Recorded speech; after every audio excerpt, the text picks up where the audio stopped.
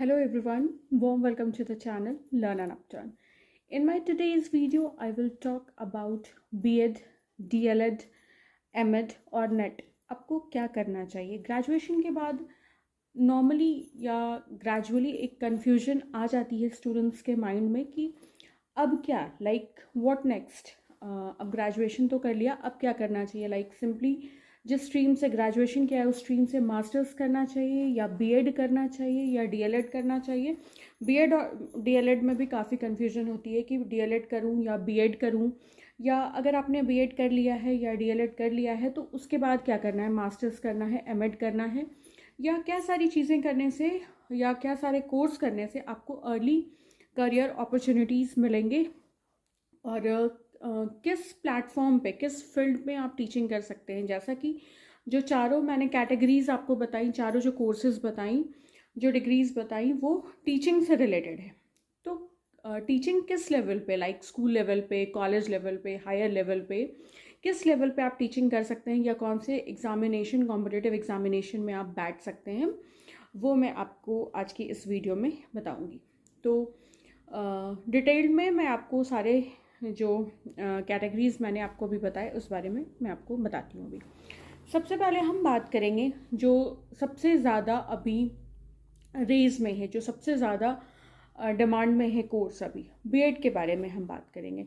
तो जब आपने ग्रेजुएशन कर लिया, किसी भी स्ट्रीम से आपने किया हो, साइंस, आर्ट्स, कॉमर्स या किसी भी प्रोफेशनल स्ट्रीम से आपने अपना ग्रेजुएशन कंप्लीट करा हो, उसके बाद कुछ चीज़ों को आपको क्लियरली समझना है यहाँ पे। अगर आप स्कूल टीचिंग करना चाहते हैं, ठीक है, स्कूल टीचिंग कहने का मतलब जो प्राइवेट स्कूल और गवर्नमेंट स्कूल्स होते हैं उसके टीचर अगर आप बनना चाहते हैं, अगर आपका एम्बिशन है कि आपको स्कूल लेवल्स पे ही पढ़ाना है, तो आपको ग्रेजुएशन के बाद बीएड करना चाहिए। ग्रेजुएशन के बाद आप मास्टर्स भी कर सकते हैं, उसके बाद भी बीएड कर सकते हैं, बट अगर आप साइंस और आर्ट्स स्ट्रीम के स्टूडेंट हैं तो मैं आपको बोलूँगी कि फॉर अर्ली करियर अपॉर्चुनिटीज़ आपको ग्रेजुएशन के बाद बीएड कर लेना चाहिए।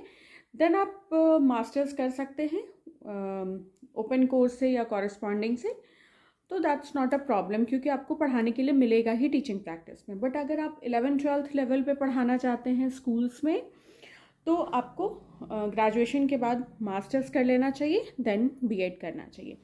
ठीक है, अभी बात करते हैं बीएड की से रिलेटेड जो अभी एक कोर्ट से फैसला जो आया है, जो डिसीजन आया है, जिसके बारे में अभी काफ़ी बात हो रही थी, बीएड वर्सेस बीटीसी वाली।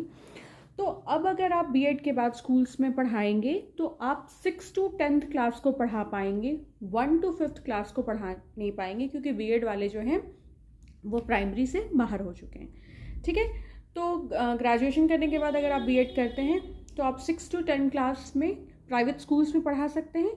और अगर आप कोई गवर्नमेंट जो टीचर एलिजिबिलिटी टेस्ट होती हैं, जो गवर्नमेंट स्कूल टीचर्स बनने के लिए जो एग्जामिनेशंस होते हैं, वो अगर आप क्रैक कर लेते हैं, वो अगर आप क्वालिफाई कर लेते हैं, तो आप गवर्नमेंट स्कूल टीचर भी बन सकते हैं। लेकिन गवर्नमेंट स्कूल टीचर बनने के लिए बीएड करना ज़रूरी है, बिकॉज वो जो टीचर एलिजिबिलिटी टेस्ट वाले एग्जाम्स है वो अगर आपने बीएड क्लियर कर लिया है तभी आप दे सकते हैं। ठीक है, तो स्कूल टीचर, गवर्नमेंट और प्राइवेट स्कूल टीचर का आपका रास्ता यहाँ से ओपन हो जाता है अगर आप बीएड करते हैं तो। अब बात करेंगे डीएलएड किनको करनी चाहिए। देखिए, अगर आपका हमेशा से कंफर्ट जोन और एम्बिशन जो है वो जूनियर स्टूडेंट्स, जो प्राइमरी सेक्शन, एलिमेंट्री सेक्शन के जो बच्चे होते हैं, जो क्लासेस 1 to 5 होती हैं, उन्हें हम एलिमेंट्री क्लासेस बोलते हैं, प्राइमरी क्लासेस बोलते हैं, ठीक है, जूनियर क्लासेस बोलते हैं। तो अगर आप स्टार्टिंग से जूनियर टीचर बनना चाहते हैं, वही आपका कंफर्ट जोन है, बच्चों को पढ़ाना चाहते हैं। बहुत लोग लाइक सीनियर बच्चों को पढ़ाने में कंफर्टेबल नहीं होते आउट ऑफ मल्टीपल रीजंस। ठीक है, तो अगर आप 1 to 5 तक को पढ़ाना चाहते हैं तो आप 12th के बाद डीएलएड कर लीजिए या ग्रेजुएशन के बाद डीएलएड कर लीजिए, क्योंकि 1 to 5 एलिमेंट्री लेवल पे पढ़ाने के लिए डिप्लोमा इन एलिमेंट्री एजुकेशन का होना मस्ट है। ठीक है, तो जैसा कि मैंने बताया कि अगर आपका एम्बिशन फिक्स्ड है कि आपको छोटे बच्चों को पढ़ाना है तो आप डीएलएड कर लीजिए। डीएलएड करने का जो सबसे अच्छा आपको अपॉर्चुनिटी मिलता है, ये जो सबसे ज़्यादा फ़ायदा है जो मैं यहाँ पे मेंशन करना चाहूँगी एज एन एडेड बेनिफिट जो आपको मिलता है डीएलएड करके, वो ये है कि डीएलएड करने के बाद आपको वैकेंसीज बहुत मिलती हैं, लाइक करियर अपॉर्चुनिटीज़ बहुत है आपके पास। मैं गवर्नमेंट स्कूल्स की बात कर रही हूँ, प्राइवेट स्कूल्स में ऑब्वियसली आप 1 to 5 तक के लिए रेज्यूमे और सीवी दे सकते हैं। बट जो ये हैं जो गवर्नमेंट वैकेंसीज़ आती हैं, गवर्नमेंट स्कूल टीचर के लिए जो वैकेंसीज़ और फॉर्म्स आती हैं, तो प्राइमरी सेक्शंस की जो वैकेंसीज़ है, क्लास 1 to 5 तक की जो वैकेंसीज़ है वो सबसे ज़्यादा निकलती हैं। 6 to 10 की उतनी नहीं निकलती हैं वैकेंसीज़। 1 to 5 में बहुत अलग तरीके के, जैसे जूनियर बच्चों को हैंडल करने का, पढ़ाने का तरीका, स्किल्स बहुत अलग होता है। तो इसीलिए आपको डिप्लोमा इन एलिमेंट्री एजुकेशन कराया जाता है, जहाँ आपको सिखाया जाता है कि छोटे बच्चों को आपको कैसे पढ़ाना, हैंडल करना है। तो टीचर्स की बहुत रिक्वायरमेंट होती है, बहुत वैकेंसीज आती हैं, तो आपके पास बहुत अच्छी करियर अपॉर्चुनिटीज़ है, बहुत वैकेंसीज निकलती हैं क्योंकि गवर्नमेंट टीचर की भी। तो डीएलएड करके आप ये कर सकते हैं। और अगर आपने बीएड किया है तो 6 to 12 तक आप पढ़ा सकते हैं। 11th-12th आपको तब पढ़ाने मिलता है जब आप ग्रेजुएशन के बाद मास्टर्स किए हुए हों। अगर आपने मास्टर्स कर रखा है तो आपको बीएड के बाद 11th-12th भी मिलता है, ठीक है। बट अगर मास्टर्स नहीं किया है तो ग्रेजुएशन के बाद सिर्फ 6 to 10 तक आप पढ़ा सकते हैं।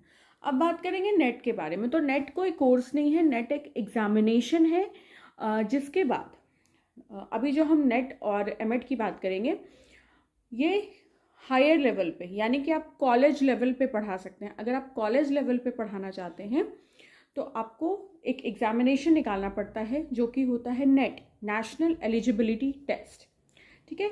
इसके लिए जो आपकी क्वालिफिकेशन होनी चाहिए वो मास्टर्स होनी चाहिए।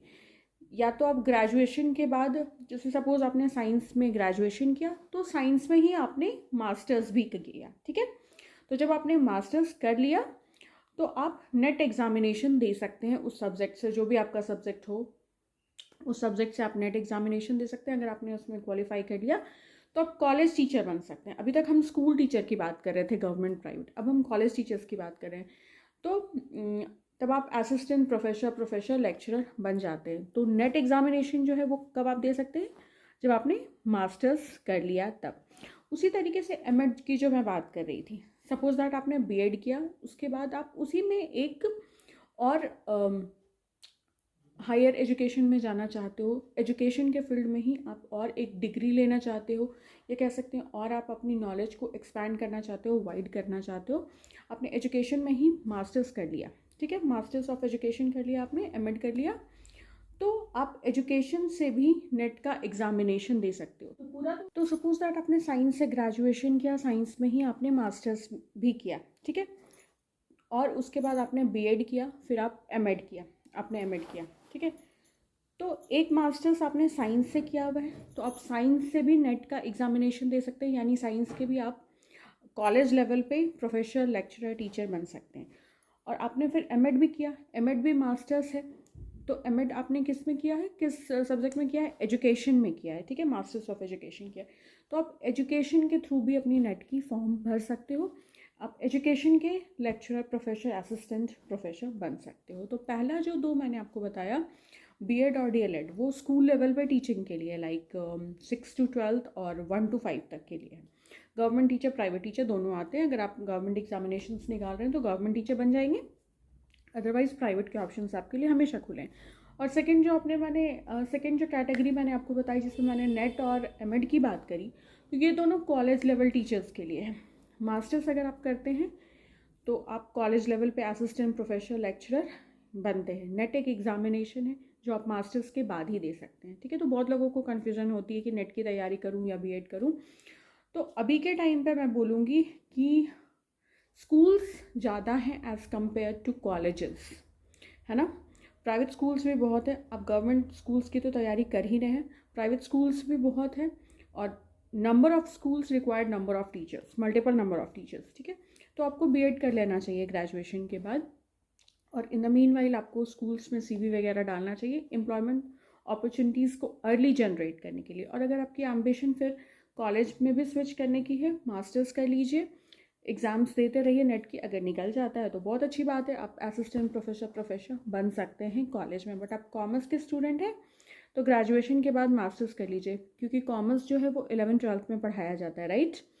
तो 11th-12th में पढ़ाने के लिए आपका मास्टर्स होना बहुत ज़रूरी है। तो ग्रेजुएशन के बाद एमकॉम कर लीजिए, देन आप उसके बाद बीएड में खुद को एनरोल करा लीजिए। इन द मीनवाइल नेट का भी एग्जामिनेशन देते रहिए कॉमर्स से, अगर आप कॉलेज में पढ़ाने में इंटरेस्टेड हैं तो। और बीएड भी साथ साथ कीजिए, तो फिर आप स्कूल्स में भी आपके करियर अपॉर्चुनिटीज़ खुले रहेंगे, government and private, and college में भी।